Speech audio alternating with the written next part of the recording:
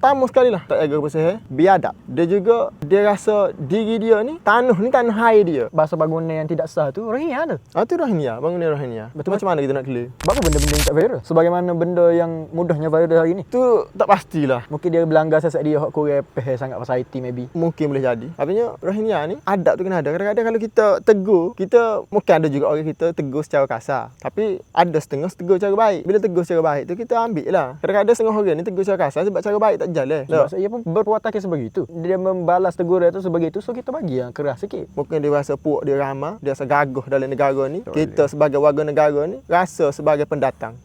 Mengarut. Dia ada setengah orang sebab dia macam tak endah ke teguran kita, teguran rakyat-rakyat Malaysia. So kalau tindakan yang perlu diambil kah? Contoh ni bagi aku.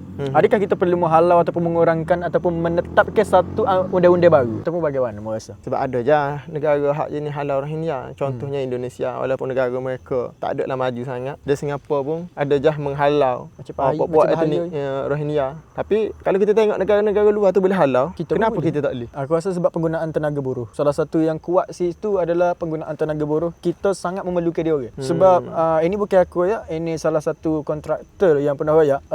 Dari segi orang antara Melayu, Rohingya dengan Indon, antara lagi gagah dua lah. Melayu ia drop tu. Antara dua ni top 1 dia sebut Rohingya. Itu seorang lah aku tahu kontraktor yang sebut. Betul awal kontraktor lain lah macam mana? Maybe di situ percentage yang menjadikan saya ramah and saya dijaga. So bagaimana? Betul rakyat tadi. Kalau kita tengok daripada segi kalau rasa diri tu mari negara orang untuk cari nafkah, cari rezeki, buat cara cari rezeki. Jangan biadab. Ni pun aku tak tuju kepada semua Rohingya. Ada Rohingya hak bagus-bagus. Aku ada je kena Rohingya hak baik, hak boleh lepok makan sekali. Tapi segelintir tu hak jenis biadab. Tegur, lawan balik. Kita bukan yang tak boleh terima orang lawan kita, cuma mu tengok keadaan.